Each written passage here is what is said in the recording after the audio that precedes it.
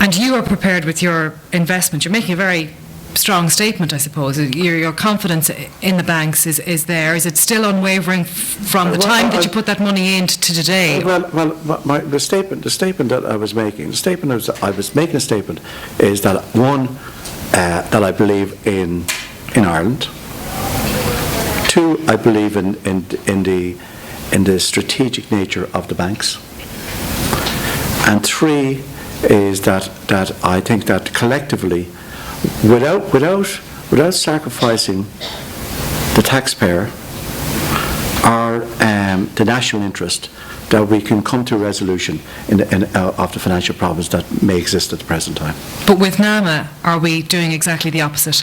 Well, I have no difficulty about if NAMA was a coordinating body. If NAMA coordinated the kind of the major exposures and coordinated a development program, how would you pursue the development or the construction in any particular area, so it's done on an orderly basis, so values are maximised or restored all round, and it's not done in a kind of higgledy-piggledy manner. Well, and that it's the best interest of Ireland Inc. I have no problem about that. If NAMA becomes an organisation that is basically, it's another government entity where you've got thousands of people employed going around managing loans, and they don't really know what they're talking about. Now, where do you recruit people to manage these loans? I don't know where you recruit people to handle all these development and land loans or these doubtful loans.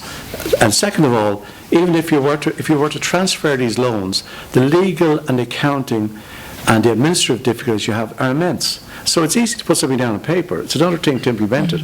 And so I think that if it was a regulatory coordinating body with the proper brains, the financial brains, property brains together, you know what I mean, talking about people that from the leading real estate bodies, well then I think that's a good idea. If it becomes an operational body with a lot of executive staff, I think it's a big mistake. And second of all, I don't know how they're going to agree values, because if somebody said the value is 50% off, another person could say, well, that should be 70, and the fellow who has lent the money, the developer could say, sorry, by the way, I think it's only 15% or 10% or whatever number. Now, who's going to decide when there's no market there? You can't decide on where value when there's no market.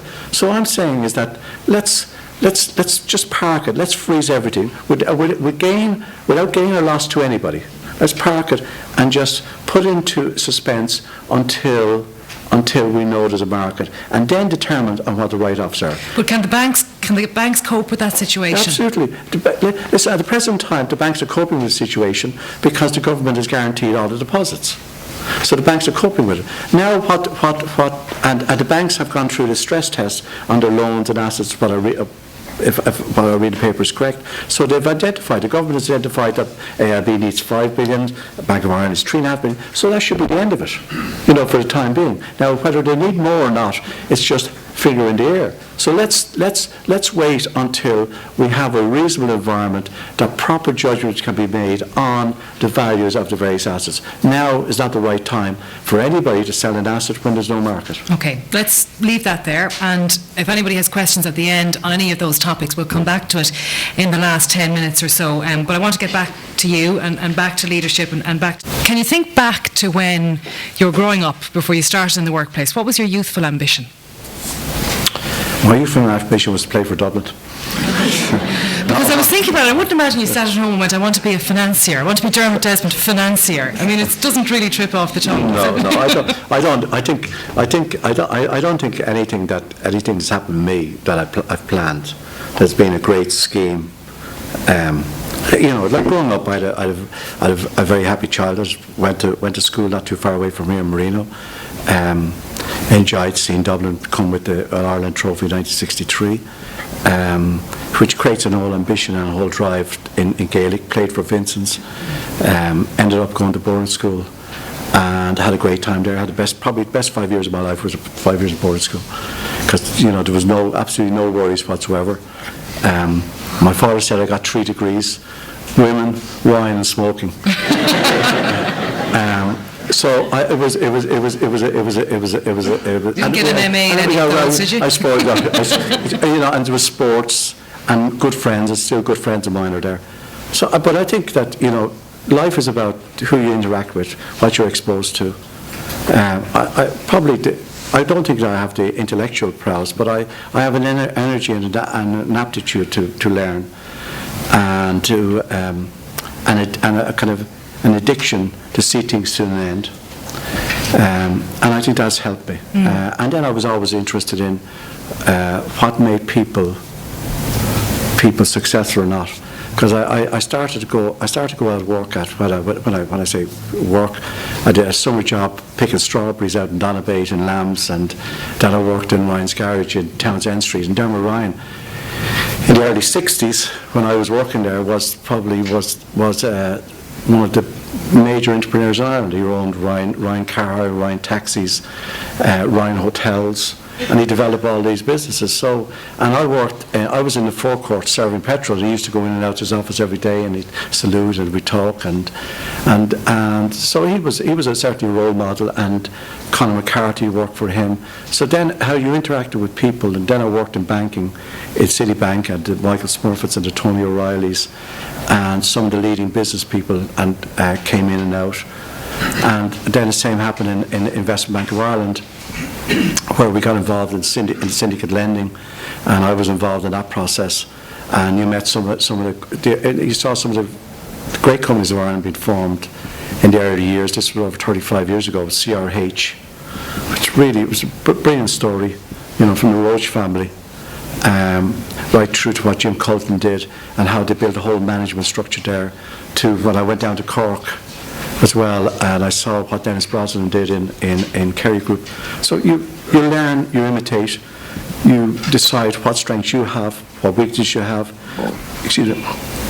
You try and develop a team around you that compensates for your weaknesses, and that allows you to develop whatever strengths I may have. Despite the access that you had to a great education at second level, you didn't decide then to go on to third level. Do you have any regrets in that regard? I had regrets when I was 24, 25, sending applications for jobs and being refused. But you have regrets because it's a good period in people's lives, and education, as I said, is no burden, and it's absolutely key. So you're a huge advocate now. I've been an advocate of education because I know the barriers to getting a job and entry without education, because I was there. And second of all, I really academically, if I would be totally honest, I wasn't good enough to go to third level at the time. That's been truthful. But I think that, and that's probably has created my appetite to learn, and my belief in education, and my encouraging people to continue to educate themselves throughout their life, because it doesn't stop. The short period of time that you spent in Afghanistan is always mentioned as part of your profile, if you like, or when people are writing about you. And it was a very short period of time, but did it have the profound effect on you that some would seem to suggest? You were there with the World Bank, weren't you? Yeah, I went. What happened was that, very simply, and I saw all parts make up oneself, but I was working in the Investment Bank of Ireland, then I decided I was going to take over a company. I thought there was an opportunity to take over a company. I nearly took it over. And in fairness to the chief executive of the bank at the time, Kevin Wiley, I said to him, I resign and take over his company. He said, well, you can stay until it happens. And I said, no, really, I can't ride both horses. And he said, well, anytime you want to come back, you've got a job. And I went after this company, and I said to myself, listen, I'm a little bit free now. I'm 27, 28 years of age. I said, when I'm 40, I don't want to come to a stage when I'm in the bank and said, I should have done this and I should have done that. I said, let's pursue the opportunities. So I had one son, and my wife was giving me said no money coming in, etc. So I ended up going to Werbrook Street collecting the dole. Now I'm sure not many journalists or politicians have collected the dole. Now I've got practice of doing it for 3 months or 4 months, which reawakens your whole self, and you start thinking about, what is this my life? My life is going to be collecting the dole every Thursday. And so then what happened was that a job came up to set up a bank in Afghanistan, the Export-Promotion Bank of Afghanistan, which I applied for it, and they offered me the job. and then I turned it down by asking for twice the amount of money because I didn't want to